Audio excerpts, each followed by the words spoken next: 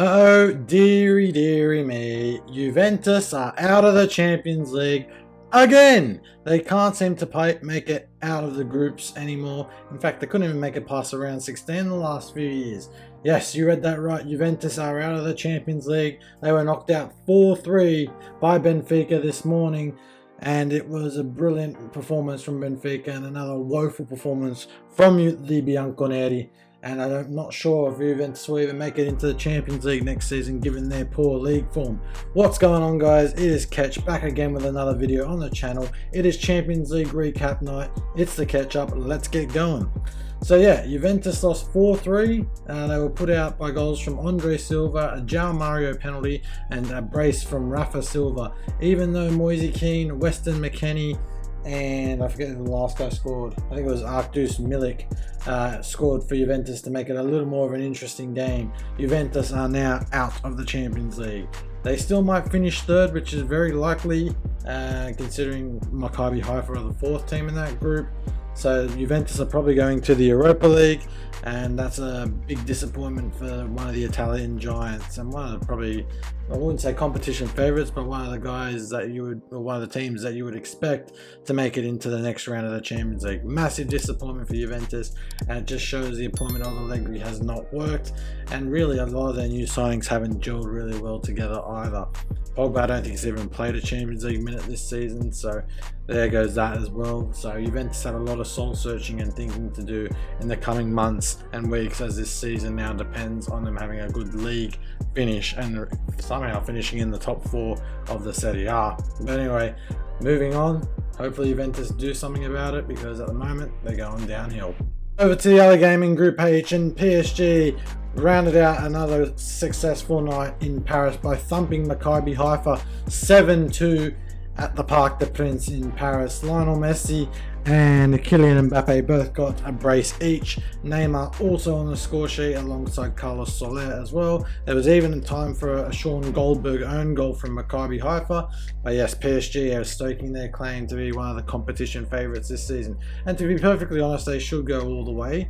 I'm not sure if they'll win the whole competition, but they should be at least getting to the final. With a team like that, Messi, Neymar and Mbappe, as long as they can all gel together, and if Mbappe keeps his childish behaviour to himself, then they can go very far. They've got a solid team with a lot of good players in it, so I really do think PSG will go pretty far this season.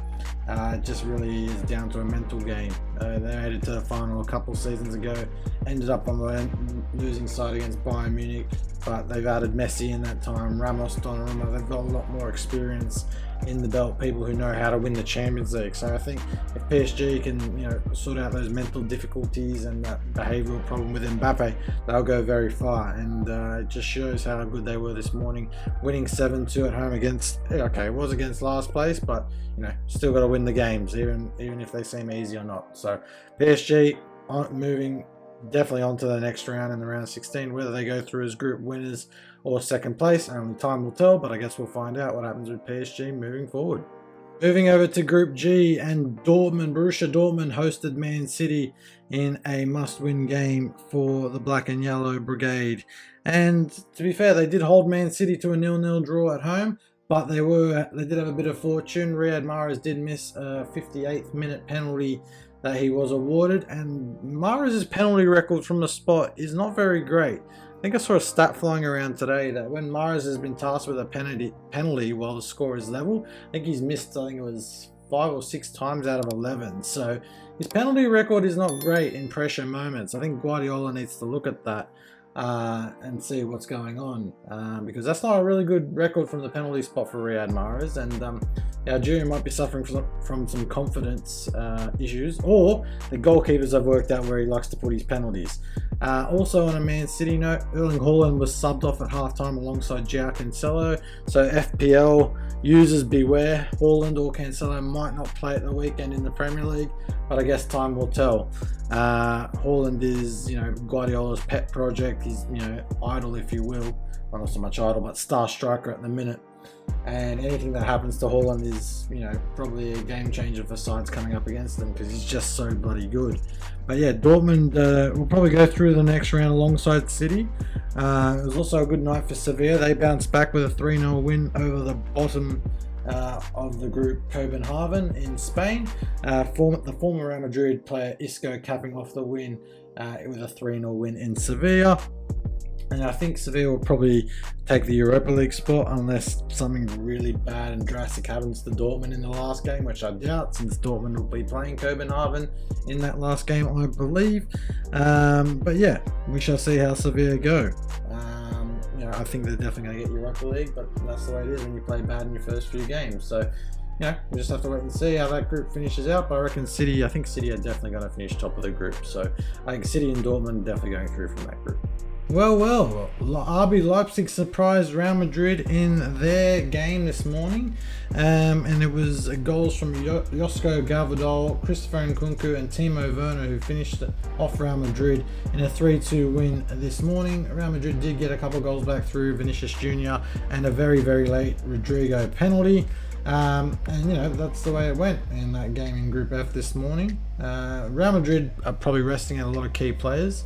Definitely there was no Modric in there, there was no Benzema, and so Real Madrid probably resting a few players. They're already finished. I think they're probably going to finish in first depending on how the final group game goes, but credit to Leipzig in the way they played, and credit to Christopher Nkunku. That guy is really going on fire, and I wouldn't be surprised if he makes a big money transfer somewhere big relatively soon. I think Chelsea's been touted as probably the probable destination he'll end up at, which just shows how much cash Chelsea have sitting in their reserves. It's never fun watching other clubs like Chelsea just splash money when they can.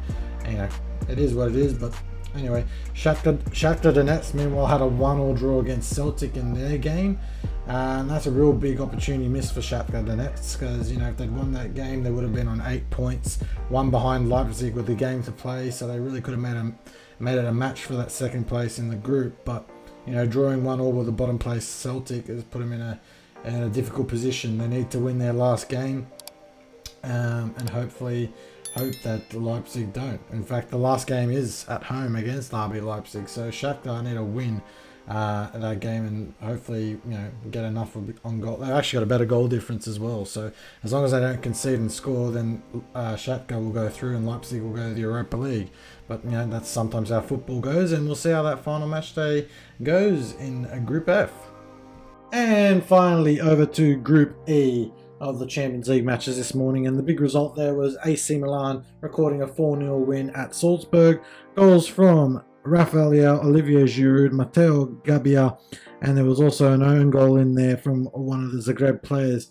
A resounding 4-0 win for Milan, and that's probably going to give them second place in their group. They're only a point ahead of Salzburg in the group standings, but I think Milan actually plays Salzburg in the final game. Yeah, they play them at home, so hopefully Milan will probably win that game and finish probably second to Chelsea in the group. I think Chelsea are probably clear in that group. Yep, you got a 3-point lead with a game to spare, so I think Chelsea are definitely through. Milan probably going second, and then it's either Salzburg or Zagreb that get the third place in Europa League. Speaking of Chelsea, they beat Salzburg 2-1 this morning thanks to Mateo Kovacic and Kai Havertz's goals, seeing them through in Austria. And I think Chelsea would be ones to watch in the knockout rounds, partly because under Graham Potter they've actually shown signs of improvement, which was severely lacking under Thomas Tuchel. But I guess we'll see. Time will tell how Chelsea go, but I think Chelsea and Milan will probably make it past the round of 16. Whether they might get past the last 8 is debatable. We're not entirely sure on that. But anyway, that has been the end of this video. Thank you so much for watching. Please like, share and subscribe, and I'll see you on another video very soon. Have a good one, guys. Peace out.